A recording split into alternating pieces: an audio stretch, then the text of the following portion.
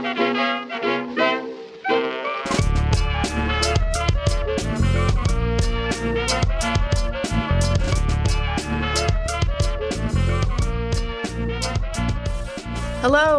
and welcome back to another episode of Transylvaniacs, the show where we, two good friends, watch as many Dracula adaptations as humanly possible. Each episode, we try and watch every Dracula movie from Dracula A to Dracula Z. It has been a minute. What have you been up to, It's friend? been a minute.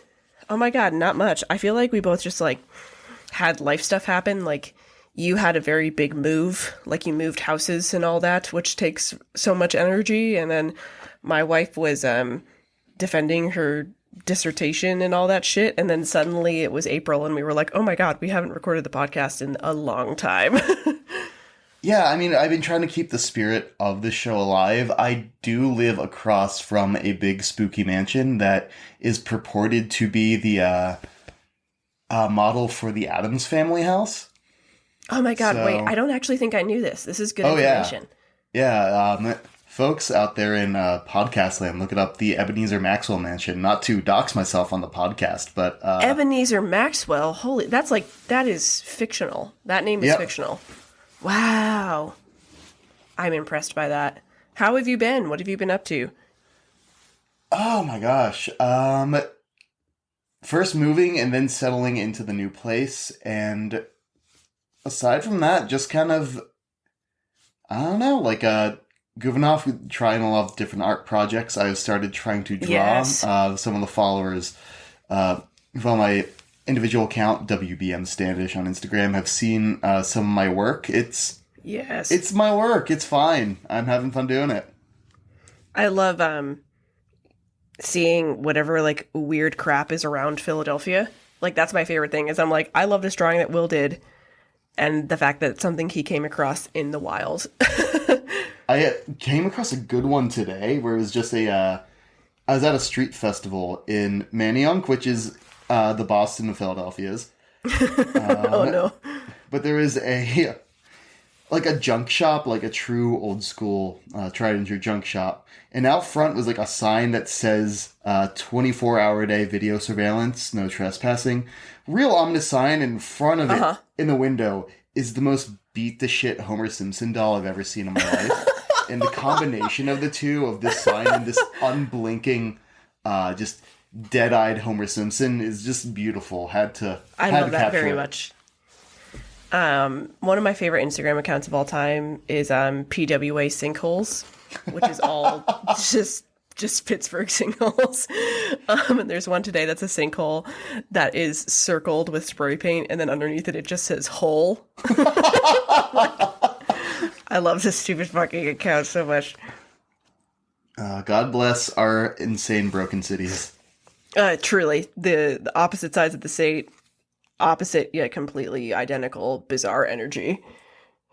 But today we have kind of a strange little interlude. We finished the 90s. There were not many Dracula, straight adaptations in the 90s. With our big mega episode, our last one we put up, which is Bram Stoker's Dracula, featuring our good friend Nina, which was delightful. And this one, we are kind of starting the 2000s, of which there are a million fucking Dracula movies, off very bizarre and very strong. Because today we are looking at the 2001 silent film / music video, Bara no Konrei.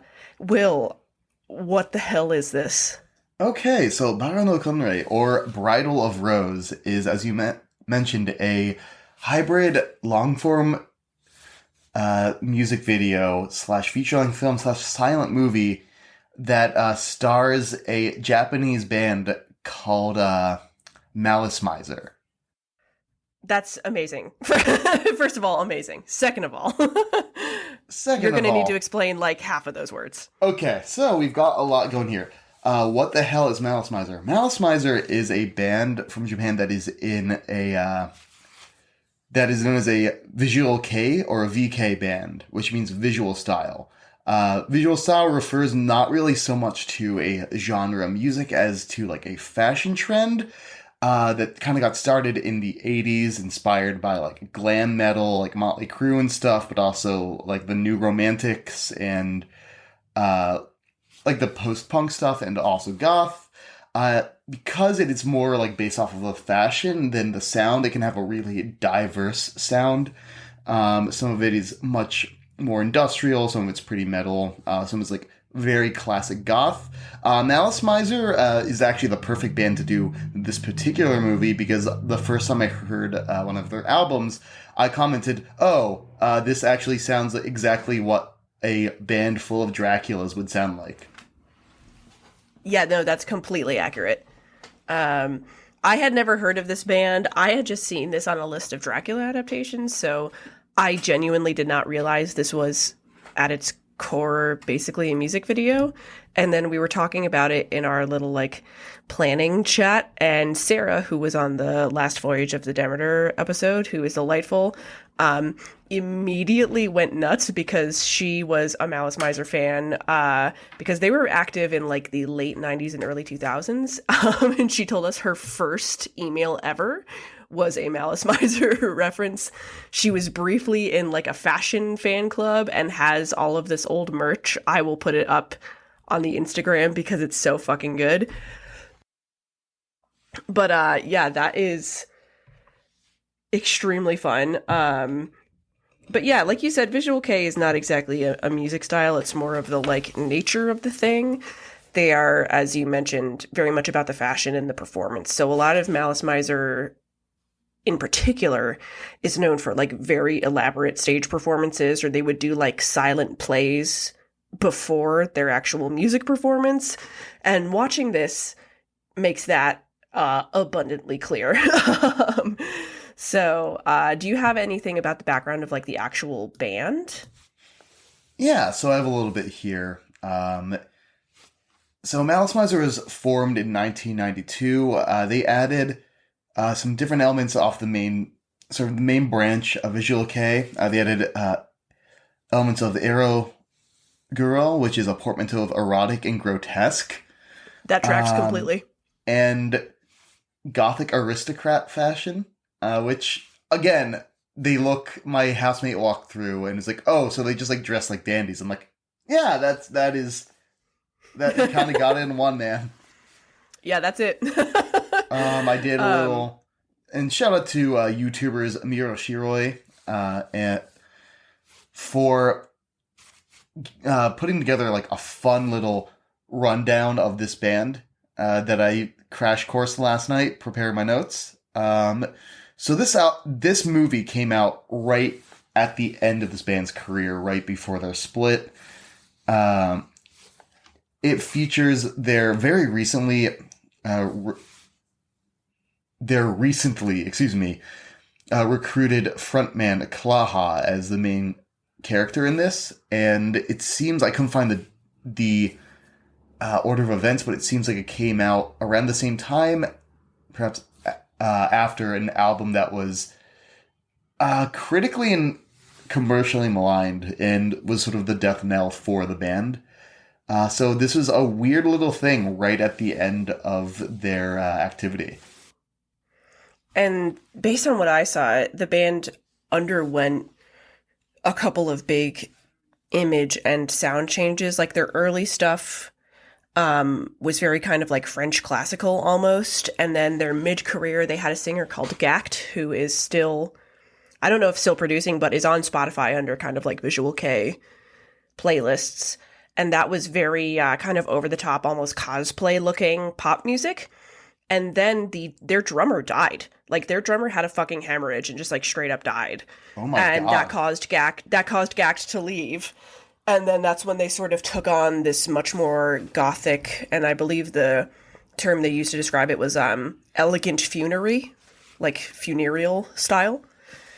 And then started reincorporating their classical music, but with a distinctly goth, like dark wave twist, and then recruited this new singer, Klaha. So he was on one album, he was in this movie, and then they were done forever. So yeah, kind of a weird time. As mentioned, this is feature length. This is an hour and 15 minutes long. and I think is the entirety of the album, a la Daft Punk Discovery. But yeah, it very loosely follows the plot of Dracula, and it stars the band members. There are some notable differences. But if you want to give us our very bare bones cast, then I can give us a very bare bones plot breakdown if that works for you. Yes, absolutely. So, Dracula, known as the Earl of Dracula in this movie, is played by band member Yuki. The protagonist, who's sort of our Harker character, is played by Klaha. But here's the thing, he's also referred to as Klaha in the plot of the movie, so I don't know if he's, like, playing himself. Yeah. The Mina character in this movie is named Cecil. I think they were probably going for naming her Cecile and left some letters out. It's played by an actress named Terumi Nagayoshi. There's a female vampire / nun who is played by band member Mana. This is actually a fun little side note, is that particular to Visual K is a lot of cross-dressing. Yeah, that tracks. And like, not even in the like American glam rock, like New York Dolls or Twisted Sister way, like very committed. Which I think is really cool. Because Mana is a man playing the female vampire / nun. Yeah, I literally had no idea. I thought Mana was a female member of the band. Like, you could have not convinced me. Like, Mana slayed very hard. Oh, yeah. An absolute serve. And then we have a new character, a new challenger approaching. Credited as Byronic Vampire, played by guitarist Cozy. Who I refer to in my notes as Dracula Jr. And then Lady Dracula for the female nun / vampire. I'm like, this whole fucking band, like the whole band, except for Klaha, is playing Draculas. And then they hired some random actress to play Mina. Like, what is going on? Wowie. Okay. So, as mentioned, this is a silent film. There is no dialogue. It features title cards in the old-timey font you would expect to see in, say, original Nosferatu.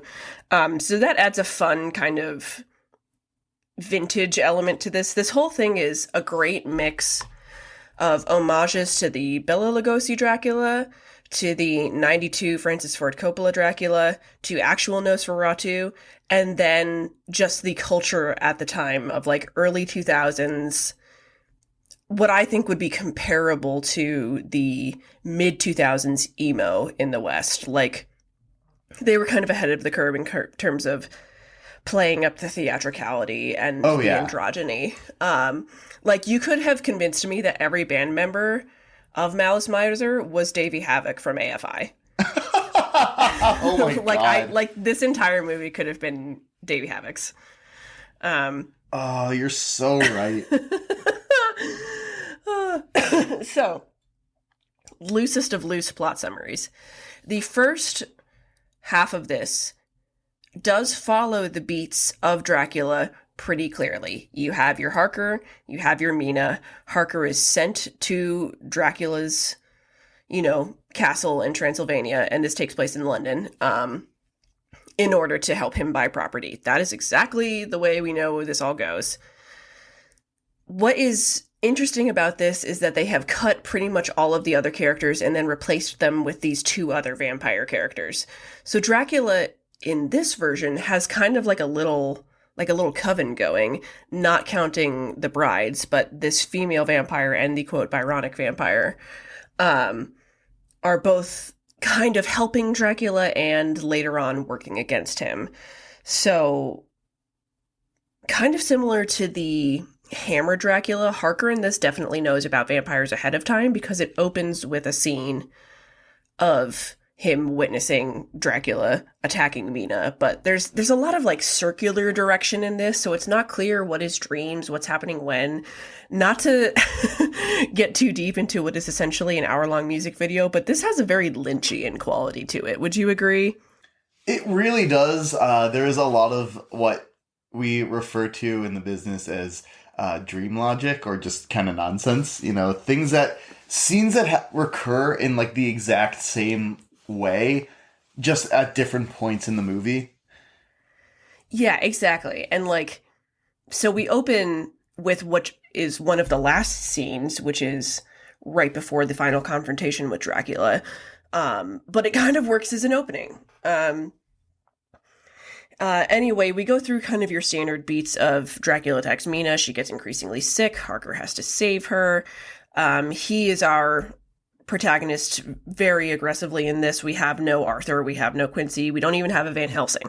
We just have one guy who I think is actually credited in some places as well as Klaha / the hero. So like that tells you how this is how this is going about this. What is fun about this is toward the end when shit starts to really pop off and go off the rails. So in our final confrontation, Harker versus Dracula for the soul and life of Mina, his wife. Our Byronic vampire, who has been straight up attacking people this entire movie and just like generally skulking and being a bad guy, but like with limited reasons, but that's fine. He's not even talking. It's fine. Betrays Dracula in order to help Harker, as does the female nun. But there's a lot of twists and turns. It's a little hard to actually realize what's going on because you don't have dialogue. You only have very, very limited title cards. And what I believe, what I have gathered, is that it ends with both Mina and Harker becoming vampires and getting married. Is that how you read that? Did I read that correctly? Oh, wow. Did you not read it that way? It was kind of hard for me to tell what was happening. There was a lot of fighting. There was a lot of biting. It's very horny, the whole thing. What was your read? What did you think happened? Okay, I couldn't tell if, like... Because, I mean, spoilers, he, like, runs both Dracula and Mina through with a sword in this one. Yeah, like multiple times. Multiple times. And I guess, I couldn't tell if, like, does he become a vampire? Do they become, like... Does he die and they're, like, reunited in the afterlife? But they're also in a church where we saw the vampire nun, so maybe you're right. Maybe this is Vampire Church, and... It could be Vampire Church. It's not clear. It's probably intentionally unclear. But it is a very fun way to end what has been, like, a fairly beat-by-beat retelling of the story, and then shit just absolutely pops off, and it's all underscored with this music. Like, I think your interpretation of, like, they died and this is their, like, afterlife. But at one point, Harker bites her as well. Klaha does. I was like, why? Like, they're just exchanging. There's a lot of making out. Maybe he's just a freak. Here's the thing. He might just be a freak, which I would which would make sense, because at one point in my notes I said, this is 1/3 music video, 1/3 silent movie, and 1/3 softcore porno. There's also, I think, there's one addition in the middle of this that seems unrelated to the rest of the plot that I think you refer to as, in your notes, as an S&M stage play, in which I think I call in mine Fetish Club Dream Ballet. You're literally correct. I was watching this like, what is happening? And that, to me, I think, is similar to the Malice Mizer live performances. Like, it was very much shot like they were on a stage. But it has nothing to do with anything. But there is a lot going on there, and it's very explicit. And then they just go right back to, like, Klaha on a horse with a frilly cravat. You know what I mean? But, like, this is a hard one to talk about, because there's nothing written about it. Nobody knows what the fuck it is. Like, all of the old stuff about Malice Mizer is either, like, in Japanese and forum posts, which might not even exist anymore. You can't find their stuff on Spotify. Like, it is very obscure. The actual film is just available on YouTube, and it has, like, maybe 20,000 views, and it's been up for years. But I can't help but kind of like it. Did you like it? Here's the thing, is I don't think it is good, but no, I had a lot good. of fun watching it. And granted, I did have a point, like, maybe right after the Dream Ballet, and then I like hit pause and saw how much was left, and I was like, oh, I need a drink. Yeah, exactly. Exactly. Like this was way too long. It's unbelievably low budget. Like if you're going to watch this, I think we actually agreed on this immediately, Will, when we were texting each other prior to recording. The best thing that this film is for playing on a projector at a Halloween party. Like That is you put that this on is in the background absolutely it. and that's it. Yeah, Yeah. like that's what this is for. You don't need the music. The music is good and we'll talk about the music, but like Yeah. if you're having a Halloween party and you have your like unbelievably curated playlist, which I know you fucking do. Oh yeah, of course. Like this is for pointing at the blank white wall you have in your apartment and people will walk by and be like, what the fuck is this? Yeah. Like is this Japanese Drag Race? Yeah. Are you hosting a dark wave night at a club? I have got a great backdrop for you to just project. I should do that. I have been working at a bar a little bit and they do a lot of like post-punk dark wave stuff and I definitely should tell them to put this on. Oh, you absolutely should. Oh my god. Because this is a that's what sidebar. it's for. Yeah, like this is like a sidebar. This is unrelated to anything, but I just need to make a point about this. Like I was at a metal karaoke night this last week because I'm about that life, and they were playing the craziest movie I've ever seen. Just like there is maybe like a zombie prospector and also like a jungle growing in this guy's house. There's like an evil strongman fighting some guys at a party. And I looked up, it's a movie called House 2, unrelated to the Japanese movie House. What? That seems like it was made... Yeah, there's an English language movie called House that is unrelated to like the famous crazy Japanese movie House.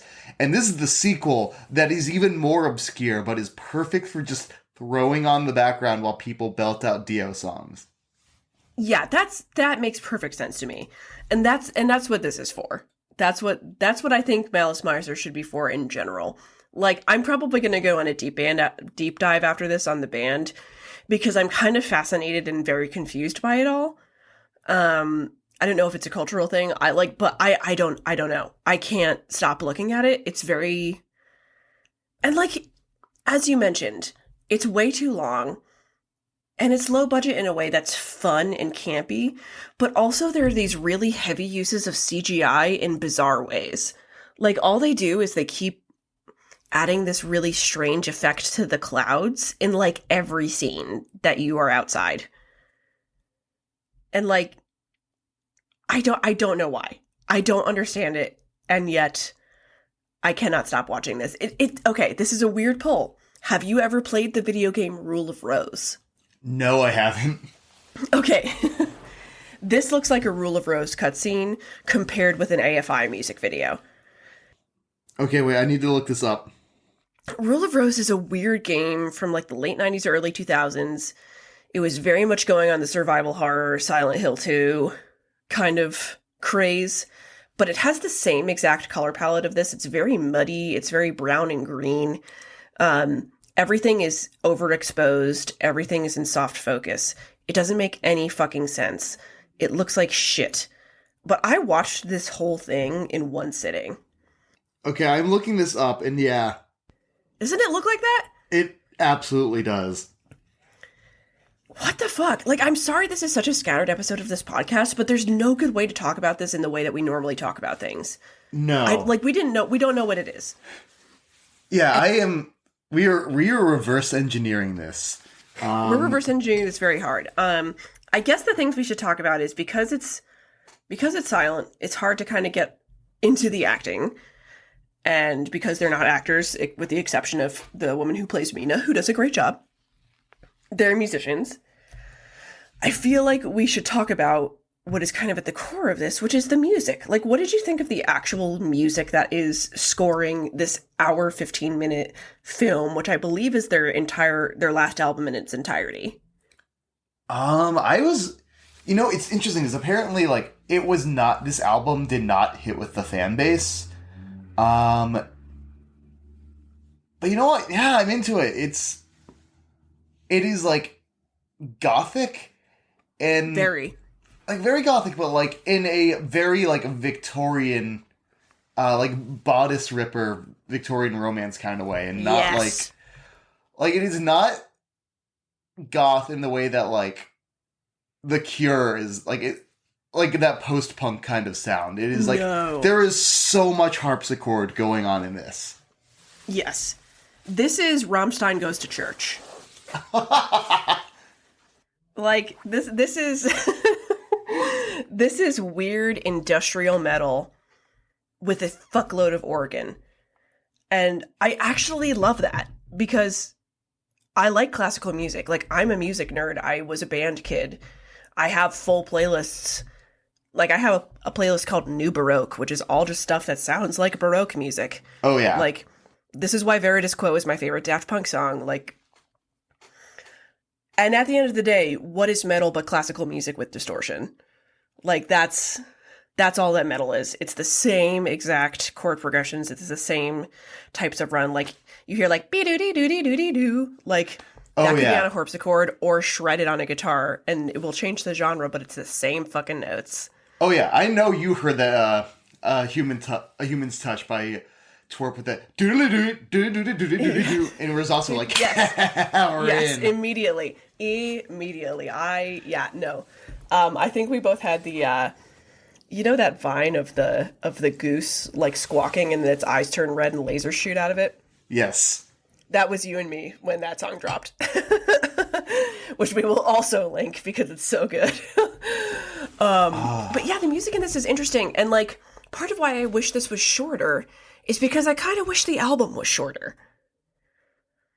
Like, there was not really enough of the metal/industrial aspect for me, because when it hits, and I was like actively excited. Like, it brought a lot of momentum to both the music and the film. Like, when you started hearing that like bump in synth bass, you were like, shit's about to go down.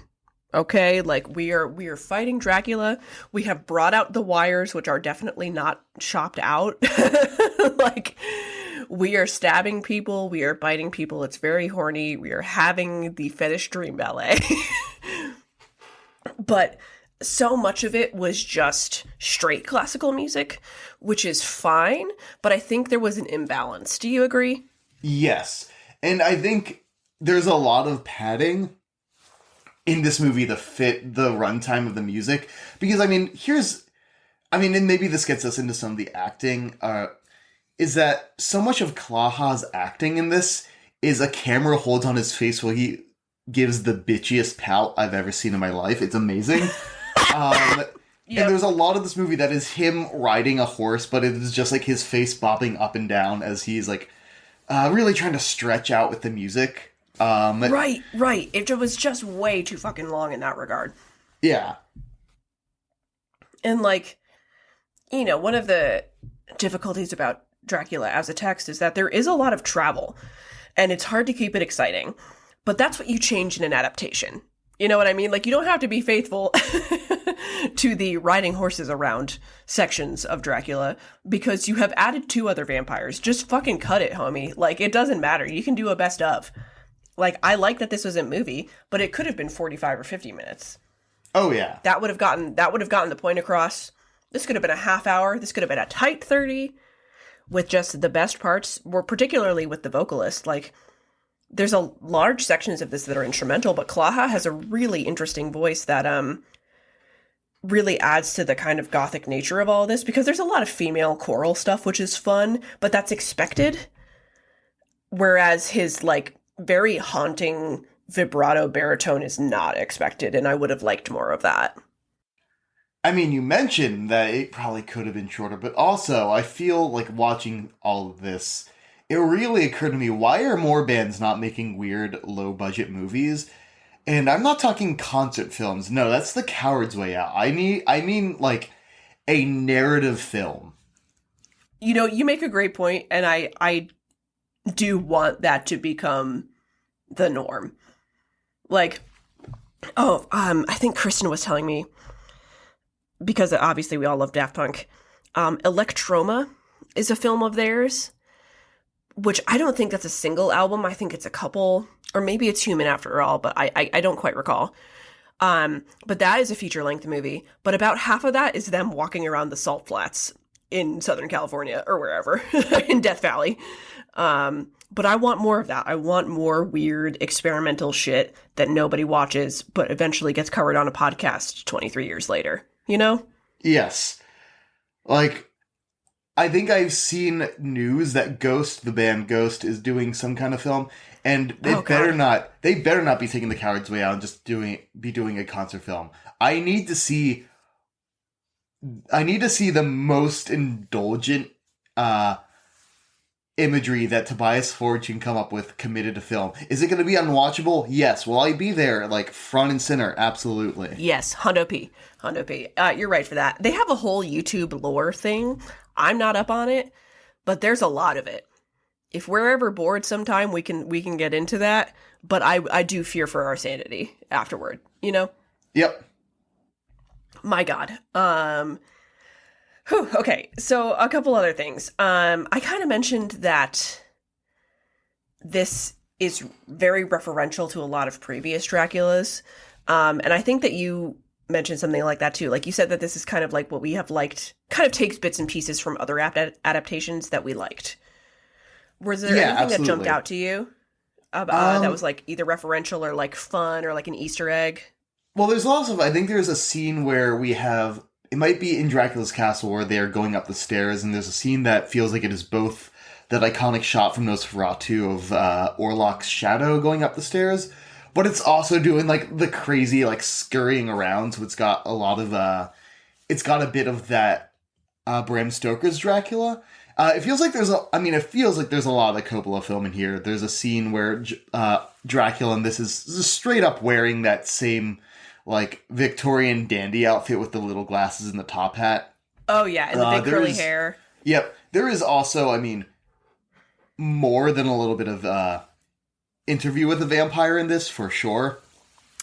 Oh, I didn't even catch that, but now that you mention it, you are absolutely correct about that. Yeah, a lot of the, particularly in the costuming. Oh, yeah. I also caught, there's the, the iconic, like, cutting when Harker cuts his finger at dinner. But they did a fun twist on that, where instead of Dracula, like, lunging at him and going for the cut, it's Mina, because she has already been fed upon. And I'm like, that's a fun way to take something that we've all seen and kind of twist it a little bit. Yeah, that's a fun little addition there. And then Klaha / Harker gets white streaks like Keanu Reeves does in that Dracula in the Francis Ford Coppola one. And then we also, something that I think started with the Dan Curtis Dracula, but I think is most frequently attributed to the Francis Ford Coppola Dracula, is that Mina is some sort of reincarnation of Dracula's dead wife, and that's very explicitly the case here. I will never understand why in all of these adaptations where we've seen that, where there's just like, where these guys go to Dracula's castle and there's just like an oil painting of his wife on the wall where he's not like, oh, hey, actually, I gotta go, like, right now. That's fucking weird. What the hell? Like, if I went anywhere and saw any sort of photograph or picture of Addie, I would be like, it's time to go immediately, but also, how did you get that? Like, that's freaky. I would be freaked I have out. A Holly. I'm sorry. Oh, my God. Okay. I feel like the last thing that we should kind of touch on and spend a good amount of time on here before we do our like normal wrap-up stuff is the costuming and the makeup, because Visual Kei, as we know, is all about that. It's all about the aesthetic. It's all about the presentation. This has some of the craziest, most delicious costuming of all time for such a low-budget film. Oh my God. That is where the money went, and it is well spent. You bet. My note in all caps, and this is going to trigger anybody who was on Tumblr from 2011 to 2014, is that Klaha / Harker has got the Jeffrey Campbell Litas on. Not exactly, but so similar that it made me like jump. But he's wearing these huge huge high heels throughout the entire film. Like, they've got a platform and a heel. Like, this motherfucker is 6'6" in these, at least. Oh my God. And just, like, clomping around with those and, like, very, very skinny tailored dress pants. And then what I believe is a velvet blazer with a full lace cravat. Like, it is exquisite looking. But, like, they really went to town. Our Byronic vampire has, like, dyed red ringlet curls, but, like, a side cut. And, like, a whole bunch of earrings. It's just if you were listening to My Chemical Romance in 2006, this was the poster you had of them on your wall. Like, you know exactly what sort of look this is. It's that, like, masculine androgyny thing that was very prevalent in Western emo, but, like, obviously 5 years prior, because Japan was ahead of it on that talk. But man, this looked so fucking good. It is. I love that it's not, some of these movies, they try and go for, like, Victorian period aesthetics, like, really, like, careful costuming to make it look like it is the near the turn of the century. And I love that this is not that. It is taking its visual cues from the Victorian age, but it's doing something that is, like, completely outrageous and its own kind of, like its own fantasy version of the past.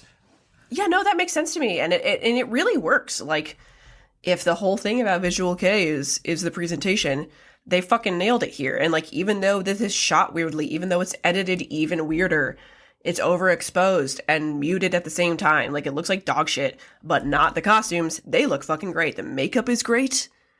The Mana, who plays the female nun, looks amazing. Has got the, like, swoopy emo bangs. The fact that we had a nun at all in this, I thought, was really fun. Because, like, vampire priest / vampire nun is a very fun trope that we haven't really encountered yet in this podcast, Yeah, that really feels like the kind of thing that should just be in here somewhere. Yeah, exactly. But yeah, this was delicious. I think you had in your notes, Miles Edgeworth looking ass. Yeah. Klaha looks exactly like, I don't know if you ever played the Phoenix Wright Ace Attorney games. His rival, who dresses, like, exactly the same haircut. And frankly, like, you know what? I can't make any claims, but if someone in Comcast was looking at this or looking at Visual Kei when they made that, like, because I already had that revelation when I went back and watched JoJo's Bizarre Adventure for the first time. I was like, oh, half the character designs for Street Fighter just came from this one manga. 100%. Yep. Completely tracks. But yeah, this was fun. Like, the actual fangs looked pretty good. The blood actually looked pretty decent, considering how low budget this is. It's too long. Put it on in the background. Listen to, like, a different Malice Mizer album. But, like, I had a good time, mostly because I had no fucking clue what I was getting into. Yeah. This is not like this is a passive watch Dracula. Yes, 100%. Yeah, the actual Dracula in this had some sort of, like, really hilarious wig on that was, like, way too large for him, and, like, big red contacts, but, like, was in kind of trad goth makeup with, like, the really high arched eyebrows, and, like, that was fun. Oh man, this was a weird one, but, like, kind of a good way for us to remember what we're doing. Yeah, I feel like the 2000s are gonna be a weird decade for us for Dracula adaptations. Ooh, you bet. One of the other ones we have on deck is a, like, 2003 Canadian ballet version of Dracula. That was gifted to us by none other than Chris Melville, guest on the Hammer Dracula episode. This is on DVD? Like, this is at your house? I have this at my house. This one, I think, initially came from Sid Sondergaard, one of the greatest professors I ever had the privilege of being taught by, who I think gave this DVD to Chris with the understanding that someday it would pass on to me. Well, here we are. Yep. Years later, 10 years later, my God. Okay, so let's do our usual things here. In terms of putting this in the camp of like scary Dracula, campy Dracula, or horny Dracula, I would put this squarely in horny. Would you? This is pure horny Dracula. This might be one of the horniest Draculas we've watched, if only paling in comparison to Bram Stoker's, which was unbelievably horny. But this is horny, dude. Oh yeah, and it is not like suave, like Frank Langella kind of like horny. It's not like I have traveled oceans of time horny. It is just like, I don't know how I describe it. It is like if you flashed a photo of Dracula and then the word sex. Yeah, like this is S&M stage play. This is for those of you who live in Columbus, Ohio, and have ever been to the Halloween fetish event called Trauma. This is that. Like, that is it takes place in a venue called, I think, the Bluestone, which is a converted old church. And the whole thing looks like the, and I quote, Fetish Club Dream Ballet. Like, that's that. If you've ever been to that, you've seen this movie. Holy fuck. And then where do you put this Dracula? I gotta put him pretty low because we didn't really get anything out of him other than making the same face whenever he bites somebody. Yeah, he's pretty low tier Dracula. Yeah. It feels like there's just, I mean, he's really not doing very much in this movie. No, not at all. He's not really a threat. He kills a bunch of guys, but it's whatever. Yeah, I mean, I do understand the challenge in taking a guy whose like main thing is like playing an instrument and like really serving while they play the instrument, be like, "Hey, can you act?" And then being like, without saying anything. Yeah, no. Which is actually I think that this is a silent movie because they understood their limitations just well enough. They're like, no.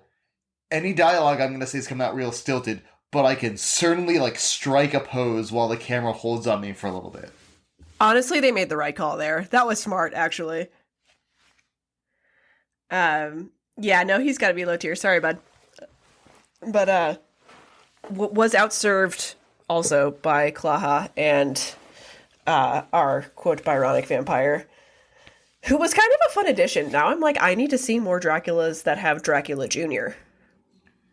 See, this is why we really need to get into, like, the Castlevania stuff and have, like... Yes. Because, I mean, that is the whole thing with Alucard. It's like, well, we've got Dracula, but then we also have his bitchy son who's like, I don't know your dad.